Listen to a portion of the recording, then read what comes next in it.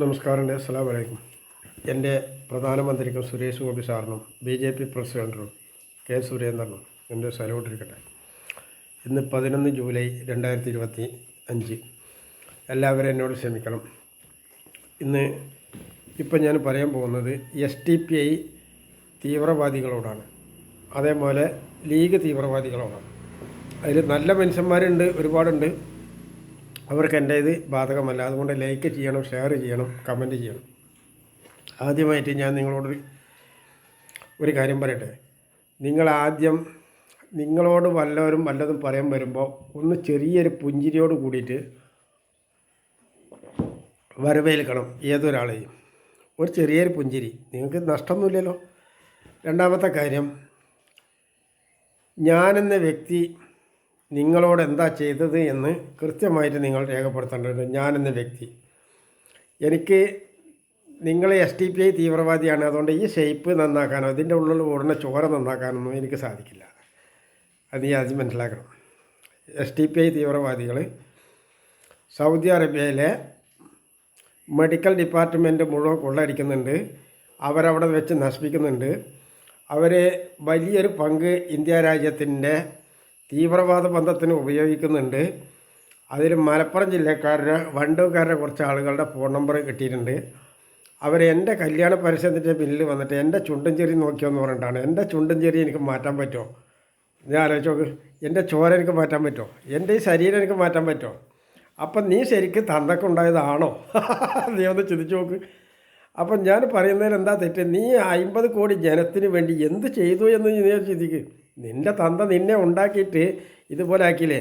നീ ഇപ്പം നടത്തുന്ന മെഡിക്കൽ, അതിൽ എന്തെങ്കിലും സാധനം നീ കണ്ടുപിടിച്ചുകൊണ്ടോ? നിൻ്റെ വാപ്പ കണ്ടുപിടിച്ചുകൊണ്ടോ? നിൻ്റെ വല്യാപ്പ കണ്ടുപിടിച്ചുകൊണ്ടോ മോനെ? ഇല്ല. അപ്പോൾ അങ്ങനെ ഇല്ലാത്തൊരു സ്ഥിതിക്ക് ഒരു അപകടം പറ്റിയിട്ടുള്ള ഒരാളെ കൈ കിട്ടിയാൽ അവരെ ഒരു 2 മണിക്കൂർ നേരം കൊണ്ട് എണിപ്പിക്കാൻ കഴിഞ്ഞില്ലെങ്കിൽ ഈ ഇംഗ്ലീഷ് മരുന്ന് എന്ന ഈ മരുന്ന് എന്തും മോൻ്റെ പൂർണ്ണ വെക്കണ. അത് മാത്രമല്ല, ഈ കൈ എന്താ തെറ്റാണ് നിന്നോട് ചെയ്തത്, നിൻ്റെ സമൂഹത്തോട് ചെയ്തത്? നായ, പട്ടി, തെണ്ടി, കഴിവറവന്. അതുപോലെ തന്നെയാണ് എനിക്ക് ലീഗിൻ്റെ രാശിയോടും പറയാനുള്ളത്. പതിയില എണ്ണിയുടെയും അബൂബക്കറിൻ്റെയും സ്വത്ത് പിടിച്ചെടുക്കണം, അവരുടെ മക്കളുടെ മുഴുവൻ സ്വത്തുക്കളും. അത് മാത്രം പോരാ, പിന്നെ ഐസിമയമോട്ടറെ മുഴുവൻ പിടിക്കണം. അവരെ മാത്രം പോരാ, അവരെ പിന്നിൽ എത്ര ആളുണ്ട് പറഞ്ഞ് വീഡിയോ പിടിച്ച് അവരുടെയും സ്വത്തുക്കൾ മുഴുവൻ പിടിക്കണം, ഇവരെ നാട് കടത്തണം. കാരണം പൊതുജനങ്ങളോട് ചിരിക്കാത്ത മുഖം കൊണ്ട് പെരുമാറാൻ പാടില്ല. ഈ കൈ എന്ത് തെറ്റ് ചെയ്തു വെച്ചാൽ അതിനനുസരിച്ചല്ലാണ്ട് സംവിധാനം ചെയ്യാൻ പറ്റില്ല. അപ്പോൾ ഈ പിടുത്തം ഇവിടുത്തെ ഒരു 70% പോലീസുകാരിലേക്കും കിടക്കും. എനിക്കെന്തെങ്കിലും നിങ്ങൾ ഈ ലോകരാജ്യത്തിൻ്റെ എവിടുത്തെ പ്രസിഡൻ്റാണെങ്കിലും ജഡ്ജാണെങ്കിലും പഞ്ചായത്ത് മെമ്പറാണെങ്കിലും സാധാരണക്കാരനാണെങ്കിലും എൻ്റെ ഇവിടെ വരേണ്ടി വരും നിങ്ങൾക്ക് ജീവിക്കണമെങ്കിൽ. വന്നിട്ടില്ലെങ്കിൽ എനിക്ക് പരാതിയൊന്നുമില്ല. എനിക്ക് പരാതിയില്ല. അതാണ് രസം. നിങ്ങളുടെ മുഴുവൻ നട്ടല് മുതൽ തലച്ചോറ് വരെയുള്ള എല്ലിൻ്റെയും ഞരമ്പിൻ്റെയും മുഴുവൻ മരുന്നിൻ്റെ കയ്യിലാണ്. അതൊരു ഇഞ്ചക്ഷൻ വെച്ചോണ്ടോ ഒന്ന് പിടിച്ച് ഒടിച്ചോണ്ടോ ലേശം തൈലം തേച്ചതുകൊണ്ടോ നടക്കില്ല. അപ്പോൾ രണ്ടാമത്തെ കാര്യം, ഇതൊന്നും വെച്ചിട്ട് ഞാൻ നിങ്ങളെ വെല്ലുവിളിച്ചിട്ടൊന്നുമില്ല കേട്ടോ. അതിനൊന്നും തയ്യാറില്ല. അതിനൊന്നും എനിക്കുള്ള അറിവ് കിട്ടിയില്ല. ആ അറിവൊക്കെ കിട്ടണമെങ്കിൽ എങ്ങനെ കിട്ടുമെന്നൊന്നും എനിക്കറിയില്ല. എനിക്ക് ഒരു കാര്യം ഉറപ്പാണ്, അമേരിക്കൻ പ്രസിഡൻറ്റ് ഇവിടെ വരും, സൗദി അറേബ്യയുടെ പ്രസിഡൻറ്റ് ഇവിടെ വരും. എവിടെ നീ പിന്നെ ഈ റിയാദിലുള്ള മുസ്തഫാനോടാണ് ഞാൻ ഈ കാര്യം പറയുന്നത്. ഈ മക്കത്തെ എൻ്റെ മുതലാളി റസൂലിൻ്റെ വീട് കണ്ടിട്ടുണ്ടോ? അബൂബക്കർ സിദ്ദീഖ് എന്ന് പറഞ്ഞ വീട് കണ്ടിട്ടുണ്ടോ അവന്? ഉണ്ടാവാൻ സാധ്യതയില്ല. കാരണം ഈ മുസ്ലിമാന്ന് വെറുതെ ഡ്യൂപ്ലിക്കേറ്റായിട്ട് പഠിപ്പിക്കുക. അല്ലെങ്കിൽ മലപ്പുറം ജില്ലയിലെ എവിടെയാടാ മുസ്ലിം? ഒക്കെ നാറികളും തെണ്ടികളെയല്ലേ. അതുകൊണ്ടല്ലേ 2 മല കംപ്ലീറ്റ് ഞാൻ ദ്വാ ചെയ്തപ്പോൾ കംപ്ലീറ്റ് ഒലിച്ചു പോയിട്ട് അത് ഒന്നും മാന്താൻ പോലും കേരള സർക്കാരിന് കഴിയാണ്ട് പോയത്. നിനക്ക് മനസ്സിലായോ? അതുപോലെ വയനാട്ടിൽ നിരവധി ഇതേപോലോട് പിന്നെയും പാണെങ്കിൽ ഞാൻ പറഞ്ഞിട്ടുണ്ട്, വായ നോക്കി കളിക്കുക. നിങ്ങൾ ഒരാളോ രണ്ടാളോ ചെയ്തത് മറ്റുള്ളവർക്ക് നിരപരാധികൾ കൊല്ലപ്പെട്ടേക്കാം. ഇതൊക്കെ ഞാൻ അവർക്ക് ഇതിൻ്റെ മുമ്പും പറഞ്ഞതാണ്. അപ്പോൾ നിങ്ങൾ പുഞ്ചിരിയോടെ കാര്യങ്ങൾ പറയുക. ഈ കൈ എന്താണോ നിങ്ങളോട് ചെയ്തതിനനുസരിച്ച് പറയുക. പിന്നെ നിങ്ങളെ വല്ലവരും തെറ്റിദ്ധരിപ്പിച്ചിട്ടുണ്ടെങ്കിൽ നിങ്ങൾ അവൻ്റെ വീട്ടിൽ ചെന്ന് പറയുക. അവൻ്റെ വീട്ടിൽ മനസ്സിലായില്ലേ? നിങ്ങളെ ആരെങ്കിലും നുണ പറഞ്ഞ് ഭരിച്ചിട്ടുണ്ടെങ്കിൽ അവർ ചെന്ന് പറയാം. എന്ന് വെച്ചാൽ ലീഗിലുള്ളവരൊക്കെ നുണ പറയുന്നവരാണ് എന്ന് തന്നെയാണ് ഞാൻ ആ പറഞ്ഞതിൻ്റെ അർത്ഥം. ലീഗിലുള്ള മുഴുവൻ ആളുകളും നുണ പറയലാണ്, കളവ് നടത്തലാണ് അവരുടെ പണി, തീവ്രവാദം. എന്നിട്ട് അവർ ഞാനൊന്നും അറിയില്ല, നിങ്ങൾ ദ്വാ ചെയ്താൽ കംപ്ലീറ്റ് വരും എന്നുള്ള രീതിയിലാണ് കാര്യങ്ങൾ. അപ്പോൾ അതൊക്കെ മാറ്റിയിട്ട് നല്ല രീതിയിൽ ഇവിടെ ഒരുപാട് മനുഷ്യർ ഒരുമിച്ച് കൂടിയതാണ്. തെറ്റ് ചെയ്യുന്നവരും ചെയ്യാത്തവരുമുണ്ട്. നമുക്ക് തെറ്റ് ചെയ്യാത്തവരെ പിടിക്കാം. ഞാൻ എന്ത് തെറ്റ് ഈ കൈ കൊണ്ട് ചെയ്തു എന്ന് നിങ്ങൾക്ക് വ്യക്തമായിട്ട് രേഖപ്പെടുത്താൻ കഴിയണം, മനസ്സിലായില്ലേ? ഇല്ലെങ്കിൽ ബുദ്ധിമുട്ടാണ്. ഞാനൊരു തെറ്റ് ഒരിക്കൽ ചെയ്ത് നോക്കട്ടെ, ഒരിക്കൽ ചെയ്യാൻ വേണ്ടി ശ്രമിച്ച് നോക്കട്ടെ, അന്ന് കാണാൻ കാര്യങ്ങൾ. പിന്നെ ഇനിയൊരു കാര്യം, നിനക്ക് അറിയാത്ത കുറേ കാര്യങ്ങളുണ്ട്. കഴിഞ്ഞ ഒരു 10 മുഖ്യമന്ത്രിമാരെ അടുത്ത് നമുക്ക് മേശപ്പുറത്തേക്ക് വെച്ചു എന്ന് കരുതുക. അതായത് കെ കരുണാകരൻ, ബഹുമാനപ്പെട്ട AK അന്തോണിയച്ചായൻ, പിന്നെ ഉമ്മൻചാണ്ടി, VS അച്യുതാനന്ദൻ മുതൽ തൊട്ട് അതുവരെ. അവിടുന്ന് താഴേക്ക് ഇപ്പോൾ ലോകത്തിൻ്റെ തന്നെ ഏറ്റവും കൂടുതൽ വിദ്യാഭ്യാസമുള്ള ഇരട്ടച്ചങ്കൻ പിണറായി വിജയൻ്റെ ഒരു സാധനം ഞാൻ എടുത്തിട്ടില്ല. അദ്ദേഹത്തിനോട് ഒരു നിർദ്ദേശം കൊടുത്തിട്ടില്ല. അദ്ദേഹത്തിന് വിവരമില്ല. കണ്ണൂർ ജില്ലക്കാർക്ക് ആർക്കും വിവരമില്ല, അത് വേറെ കാര്യം. ഒരാൾക്കും വിവരമില്ല. വിവരം ഉണ്ടെങ്കിൽ പൊതുജനം എന്താണെന്നും അവരോട് എങ്ങനെ പെരുമാറണമെന്നും അറിയില്ലേ? അത് രണ്ടുപേർക്കില്ലേ. കണ്ണൂർ ജില്ലയിൽ ആർക്കാ വിവരമുള്ളത്? നിങ്ങൾ ഏതൊരാളോട് വർത്തമാനം പറഞ്ഞു നോക്കൂ, നിങ്ങൾ മോശമാക്കിയിട്ടില്ലേ പറയുള്ളൂ. എന്താ കാരണം? അവരെ വിവരം അവർ പറഞ്ഞു. അപ്പം നായോട് എന്തെങ്കിലും പറഞ്ഞാൽ നായി ബൗ ബൗ എന്ന് പറയും. അത് കണ്ണൂർ ജില്ലക്കാരാണ്. അപ്പോൾ അതുപോലെയാണ് കാര്യങ്ങൾ. അതല്ല സംവിധാനം. നമ്മുടെ മുന്നിൽ വരുന്നവനെ ഒന്ന് പുഞ്ചിരിക്കുക, പിന്നെ എന്താ സുഖമല്ലേ എന്ന് ചോദിക്കുക, ഒരു അര ഗ്ലാസ് കിണറിലെ പച്ചവെള്ളം നൽകുക. ഈ അര ഗ്ലാസ് വെള്ളം എന്താണെന്ന് നിങ്ങൾ ചിലപ്പോൾ മോശമായിരിക്കും, പക്ഷേ ഇത് അവൻ്റെ ഇഞ്ചം, അവൻ്റെ ഇതിൻ്റെ ഉള്ളിൽ കാണുന്ന ഒരു ഇഞ്ചം വർക്ക് ചെയ്യാനുള്ള ഡീസലാണ്. അതിന് നിങ്ങൾ സ്വല്പം പഞ്ചാരി, സ്വല്പം നാരങ്ങ ഇട്ടിട്ട് അതിൽ കൊടുക്കുക. തണുത്ത വെള്ളത്തിൽ കൊടുക്കരുത്, അവൻ ചാവാനുള്ളതാണ് കൊടുക്കുക. തണുത്ത വെള്ളത്തിലോ ചൂടുള്ള വെള്ളത്തിലോ കൊടുക്കരുത്, പ്രത്യേകം ചിന്തിക്കണം. എന്നിട്ട് അദ്ദേഹത്തിൻ്റെ എന്തെങ്കിലും വിഷമമുണ്ടെങ്കിൽ അതൊന്ന് പരിഗണിക്കാൻ. നമ്മുടെ കാസർഗോഡ്, കണ്ണൂർ ജില്ലയിലുള്ള 40 വയസ്സ് വരെയുള്ള ആണുങ്ങൾക്ക് ഒന്നും കല്യാണം കഴിക്കേണ്ട കൂറ്റമൂരിയുള്ള മാതിരി കിട്ടിയോടത്തൊക്കെ താത്തം നടക്കുകയാണ്. ആകെ 15-20 വയസ്സിൽ കല്യാണം കഴിയുമ്പോൾ മാത്രമാണ് ഈ ലൈംഗിക ബന്ധം എന്നൊരു സാധനം ഉണ്ടാവും. അപ്പോൾ ഇതുപോലും ചിന്തിക്കാൻ കണ്ണൂർ ജില്ലയിലുള്ള ഒരാൾക്കും കഴിയില്ല. അവർ കുതിരപ്പുറത്ത് പോവും, ആനപ്പുറത്ത് പോവും, എന്നിട്ട് 500 കിലോ സ്വർണ്ണം കൊടുക്കും. ആർക്ക് കൊടുക്കണ്? എന്ത് കൊടുക്കണ്? എന്താ നിങ്ങൾ പറയുന്നത്? SDPI തീവ്രവാദികൾ അറിയേണ്ട വിഷയത്തിലേക്ക് തന്നെയാണ് ഞാൻ ഇതൊക്കെ പറയുന്നത്. അപ്പം നിങ്ങൾ കരുതുന്നതൊന്നും നടക്കില്ല. ഇവിടെ വാണിങ് ചെയ്തിട്ട് മറ്റുള്ളവരെയൊക്കെ പേരിൽ കയറിയിട്ട് വല്ലതും കളിച്ചാൽ കൂട്ടത്തോടെ ഷൂട്ടിംഗ് ഓർഡർ ഇട്ടിട്ടുണ്ട്. കൂട്ടത്തോടെ AK-47 ഉപയോഗിച്ച് നിന്നെയൊക്കെ കൊല്ലാനുള്ള ഉത്തരവ് കൊടുത്തു കഴിഞ്ഞിട്ടുണ്ട്, മനസ്സിലായില്ലേ? ഞാൻ നിന്നോട് നേരത്തെ പറഞ്ഞതല്ലേ, അമേരിക്കൻ പ്രസിഡൻ്റ് ആണെങ്കിലും ലോകരാഷ്ട്രത്തിൻ്റെ ഏത് പ്രസിഡൻ്റ് ആണെങ്കിലും ഏത് തങ്ങളാണെങ്കിലും ഏത് ഔലിയാണെങ്കിലും ഞാൻ ഇരിക്കുന്ന സ്ഥലത്ത് വന്ന് എന്നോട് മര്യാദ പറഞ്ഞാൽ അത് നിങ്ങൾക്കുണ്ടാവും. മര്യാദ പറഞ്ഞാൽ അത് മര്യാദ പറയേണ്ടി വരും, അത് പുഞ്ചിരിക്കേണ്ടി വരും, കൈ തരേണ്ടി വരും. എന്നിട്ട് നല്ല രീതിയിൽ കാര്യങ്ങൾ, ഞാൻ ഇന്ന ആളാണ്, ഇന്ന കാര്യത്തിനാണ് വന്ന്, ഇപ്പം എന്നെ മാതിരിയാണ്, അത്രയും മതി. ഒരര ഗ്ലാസ് പച്ചവെള്ളമാണ്, പായസമൊന്നുമല്ല. ഈ പച്ചവെള്ളം കൊണ്ട് അയാളെ ഇഞ്ചം വർക്ക് ചെയ്യും. അയാൾ അത്രയും സമയത്ത് ഇഞ്ചം വർക്ക് ചെയ്യാനത് കാര്യത്തിന് വിടും, അറ്റാക്ക് വരാതിരിക്കാൻ.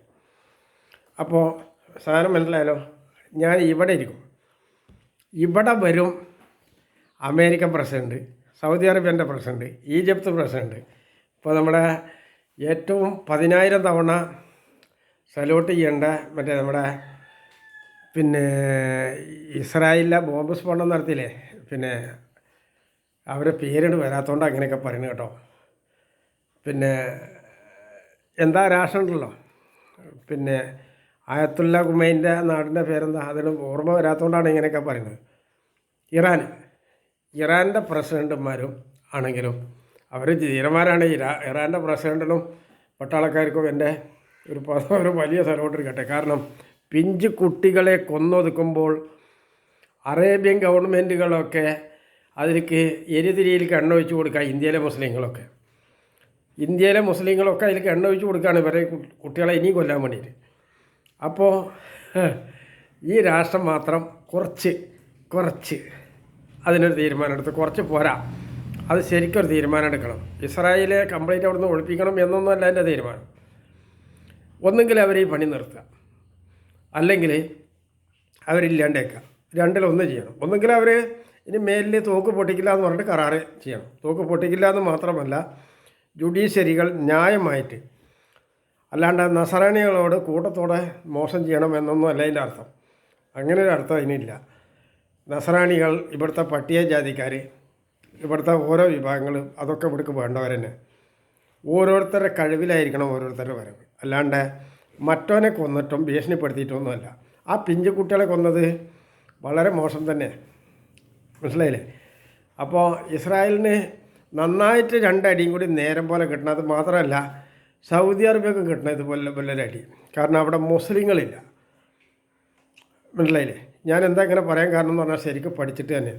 അതായത് മുസ്ലിമിൻ്റെ ഇസ്സത്ത് എന്താണെന്ന് വെച്ചാൽ, താൻ ഭക്ഷണം കഴിക്കുമ്പോൾ തൻ്റെ ഒരു ഭക്ഷണത്തിൽ നിന്ന് 100 പേർക്കും പങ്കുവെച്ചിട്ട് വേണം കഴിക്കാൻ. തൻ്റെ കിണറ്റിൽ 4 കുടം വെള്ളം ഉണ്ടെങ്കിൽ, ഇത് നമ്മുടെ തീവ്രവാദികളെ അറിയാൻ വേണ്ടിയിട്ട്, 4 കുടം വെള്ളം ഉണ്ടെങ്കിൽ തൊട്ടടുത്തുള്ള ആളുകളോട് മോട്ടർ വെച്ച് വെള്ളം എടുത്തോന്ന് പറഞ്ഞിട്ടൊരു നിർദ്ദേശം അവർക്ക് കൊടുക്കണം. അവരെ എങ്ങനെ എടുത്താലും വെള്ളം, അവരുടെ മോട്ടറോ അവരുടെ കറണ്ടോ. ഇവിടുന്ന് പൈപ്പ് കൂടെ കയറി, പൈപ്പ് തന്നെ 1.5 പൈപ്പല്ലേ ഉള്ളൂ, അത് വലിയ വിഷയമല്ലല്ലോ. അവരെ കൊണ്ടോട്ടെ. വെള്ളം എൻ്റെ അല്ല, നിങ്ങൾ പ്രത്യേകം ചിന്തിക്കണം. വെള്ളം എൻ്റെ അല്ല, ഈ വായു എൻ്റെ അല്ല, നിങ്ങൾ ചിന്തിക്കണം. ഈ മഴ എൻ്റെ അല്ല. എനിക്കതിൽ പങ്കുണ്ടെങ്കിൽ ഇവിടെ ചെറിയ രീതിയിലേ ആവുള്ളൂ. ഇവിടെ വലുത് സർവശക്തനായ റബ്ബാണ്, അല്ലാതെ ഞാനല്ല. അത് മനസ്സിലാക്കണം. എനിക്ക് കുറച്ച് വിദ്യ തന്നു, ബുദ്ധി തന്നു എന്നതുകൊണ്ട് ഞാൻ ലോകത്തെ ഏറ്റവും വലുതാണ് എന്നൊന്നും ഞാൻ പറയുന്നില്ല. അപ്പോൾ ഇതിങ്ങനെ പറയാനുള്ള കാരണം, SDPI തീവ്രവാദികൾ മിരട്ട് നിൻ്റെ തന്തനോട് പോയി മിരട്ടുക. നിൻ്റെ തന്ത നിന്നെ ജനിപ്പിച്ചില്ലേ, അത് മോശമാണ്. നിൻ്റെ തള്ള അനാവശ്യം ചെയ്തില്ലേ, അത് മോശമാണ്. കേന്ദ്ര സർക്കാരിന് കഴിയുമെങ്കിൽ ഇവരിതൊന്ന് പരിശോധിക്കുക. അതായത് ഇവിടുത്തെ പെൺകുട്ടികൾക്ക് റേഷൻ കൊടുക്കുന്നത് നിർത്തിവെക്കുക, മരുന്ന് നിർത്തിവെക്കുക.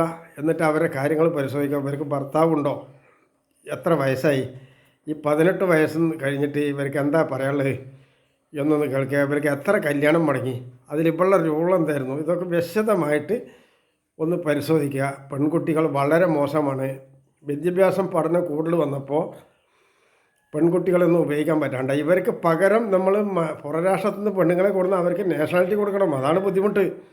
അതുകൊണ്ടാണ് ഇത് കാര്യമൊക്കെ പറഞ്ഞത്. അവർക്ക് ഇവർക്ക് കൊടുക്കുന്ന അതേ സാധനം റേഷനും മരുന്നും ഭക്ഷണം ഇവിടുത്തെ ഉള്ള സംവിധാനം മറ്റുള്ളവർക്ക് ചെയ്തേ പറ്റൂ, പുറത്തുനിന്ന് വരുന്ന ആളുകൾക്ക്. അപ്പോൾ അതുകൊണ്ട് എനിക്ക് ഈ കാര്യങ്ങൾ പറഞ്ഞേ പറ്റൂ. SDPI തീവ്രവാദി, നായിൻ്റെ മോനെ, പട്ടി, പൊലാടികളെ, നീ ഇതൊന്ന് ചിന്തിക്കണം. എനിക്ക് മുഖ്യമന്ത്രിമാരുടെ, ഡൽഹിയിലെ മന്ത്രിമാരുടെ സെക്രട്ടേറിയറ്റിൽ എൻ്റെ ഈ വിരലും കൊണ്ടൊരു കളിയുണ്ട്. ആ കളി കാരണമാണ് ഇന്ന് ഈ രാജ്യം പോകണം. അല്ലാണ്ട് പാണക്കാട് തങ്ങന്മാർക്ക് ബുദ്ധി ഉണ്ടെങ്കിൽ ഇതൊന്നും വരില്ല. തങ്ങന്മാർ നിങ്ങളുടെ ഒരു കാര്യത്തിൽ ഇടപെടില്ല. പാണക്കാട് തങ്ങന്മാർ, കുഞ്ഞാപ്പൊന്നും നിങ്ങളുടെ ഒരു കാര്യത്തിൽ ഇടപെടില്ല. നിങ്ങളത് കണക്കാക്കണം. ഒരു കാര്യത്തിൽ ഇടപെടില്ല. നിങ്ങളുടെ ഒരു മരുന്നിൻ്റെ വിഷയത്തിൽ അവർ ഇടപെടില്ല. CH സെൻ്ററിൽ മറ്റുള്ളവരെ തട്ടിപ്പാക്കുക. ഒരു വേദന വന്നവനെ സഹായിക്കാൻ കഴിയില്ലെങ്കിൽ അവനെ മോശം ചെയ്യരുത് എന്നാണ് ഖുർആൻ പഠിപ്പിക്കുന്നത്. അതായത് ഒരുത്തൻ എന്ത് കഷ്ടത വരുമ്പോൾ അങ്ങനെ കൈയൊടിച്ച് കൊക്കൊക്കൊക്കെന്ന് പറഞ്ഞ് ചിരിക്കരുതെന്ന് ഖുർആൻ വളരെ വ്യക്തമായിട്ട് പറയുന്നുണ്ട്. ആ സാധനം വെച്ചിട്ടാണ് നീ പറയണത്.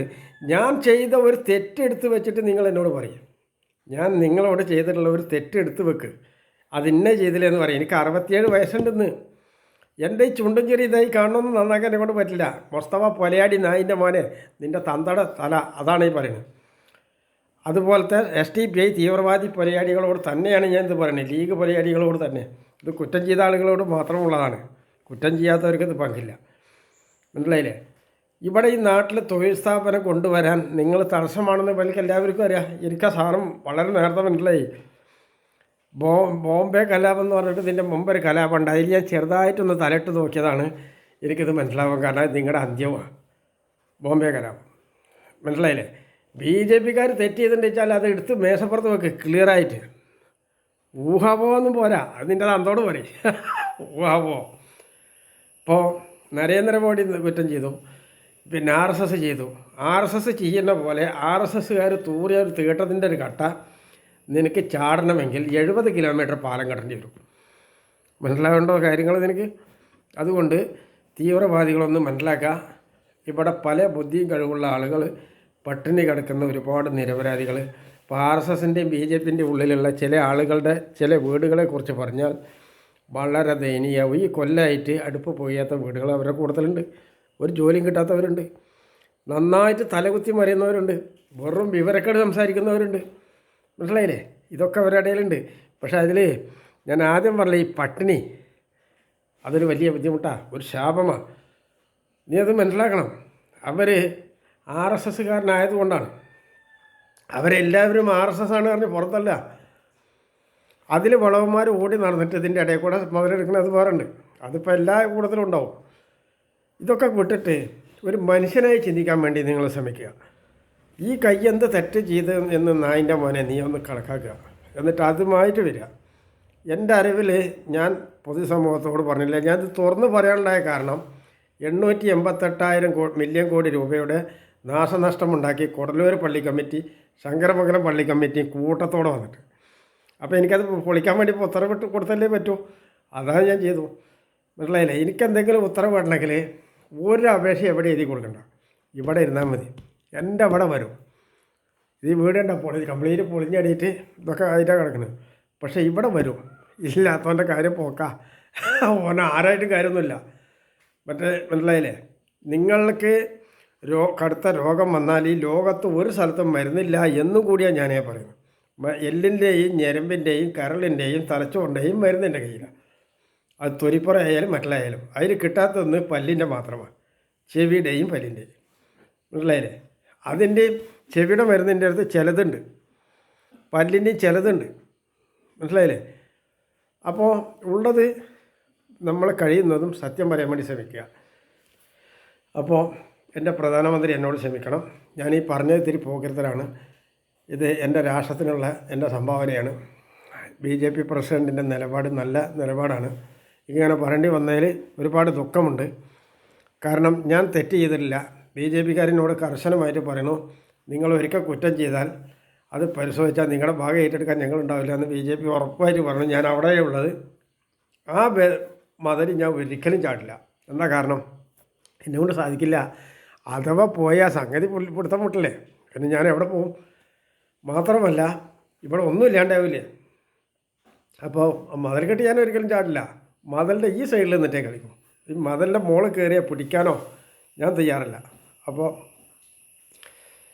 എൻ്റെ പ്രധാനമന്ത്രിക്ക് എൻ്റെ ഒരു സല്യൂട്ട്. അസ്സലാമു അലൈക്കും.